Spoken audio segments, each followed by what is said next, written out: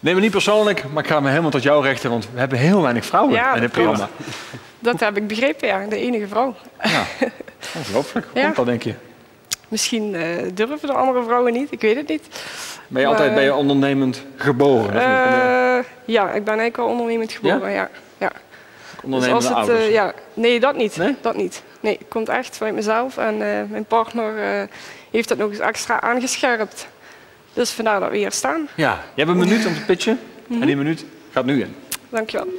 Beste jury, creatieve mensen en bedrijven hebben... Creatieve mensen en bedrijven...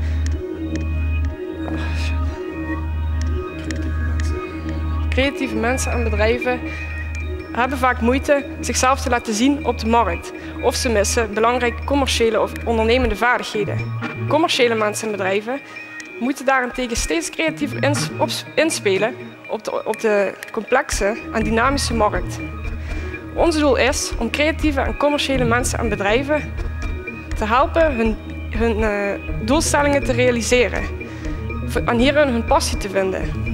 Creatief op de markt wil dit bereiken door creativiteit en commercie samen te brengen binnen een online platform, met daarin interactieve applicaties. Door onderlinge interactie kan creativiteit, commercie, inspiratie en ondernemerschap worden ontdekt, ontwikkeld, geëxploiteerd en verbonden. Dat was de minuut. Dankjewel. Kom erbij. Ja. Leden van de jury. Wie? Kan je wat voorbeelden noemen? Dan gaat het wat meer leven voor mij. Wij maken bijvoorbeeld een galerie, een voorbeeldapplicatie, waarin creatieve mensen hun creativiteit kunnen uiten. Commerciële mensen kunnen daar vervolgens nieuwe ideeën uithalen, kunnen creativiteit opdoen.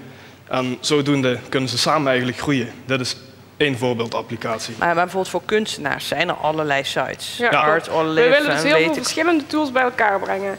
We hebben het hier over een vacaturebank, waar mensen creatieve of commerciële vacatures met elkaar kunnen uitwisselen. We hebben het over de online galerie, die Mark net vertelde. We hebben het over een crowdfunding tool, waarbij mensen hun idee kunnen plaatsen en andere mensen helpen om dat idee te financieren.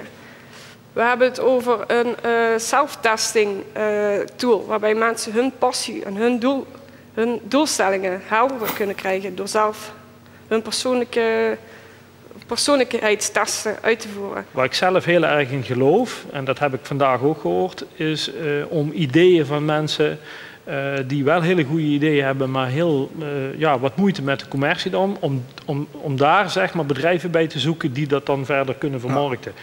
Daar geloof ik wel heel erg in. En dat vind ik op zich wel een heel mooi idee, maar ik zou waken om het te breed te maken. Ja, dat is heel erg lastig. Wij zien het juist eigenlijk als een sterkte van ons concept om de hele markt bij elkaar te brengen. Zo ontstaat namelijk één centrale plaats waar mensen elkaar kunnen ontmoeten en niet 50 verschillende platformen waar mensen hun kleine deelbehoeftes kunnen uitvoeren. En daardoor ontstaat er één grote markt waarbij je eigenlijk als je iets wil op creatief of commercieel gebied weet dat je naar dat platform toe kunt keren. Hoe onderscheid je je in de markt? Hoe breng je het aan de man? Hoe verkoop je het dan? Nou, we willen eigenlijk opstarten in 2 fases. In de eerste fase willen we een basisproduct neerzetten, een basisplatform. Daarin zitten al enkele applicaties verwikkeld eigenlijk. Vanaf dat punt dat het basisplatform online komt, willen we eigenlijk een jaar volop gaan doorontwikkelen om nieuwe applicaties te kunnen gaan ontwikkelen. Die applicaties die kunnen we eigenlijk uiteindelijk ontwikkelen doordat we actief marktonderzoek gaan doen, nog actiever marktonderzoek gaan doen naar de behoeften wat er in die markt leven. Het zat in jullie hoofd, nu zit het in het hoofd van de juryleden en die gaan erover verder discussiëren. Dank jullie wel. Bedankt voor het aandacht. En hoe ging het? Nog een beetje zenuwachtig? Ja, het ging in het begin even niet goed, maar uiteindelijk zijn we toch tevreden. Ik denk het wel. Nou, de overall score is wel redelijk goed te noemen.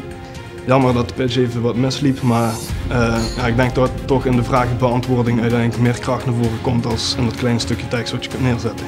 Ook hier weer de vraag is, hoe maak je het aannemelijk? Hoe krijg je het? Hoe krijg je iedereen zeg maar, op dat forum vraag en aanbod? Ja, los van je verdienmodel natuurlijk. Ik vond het vooral heel conceptueel, heel theoretisch, heel...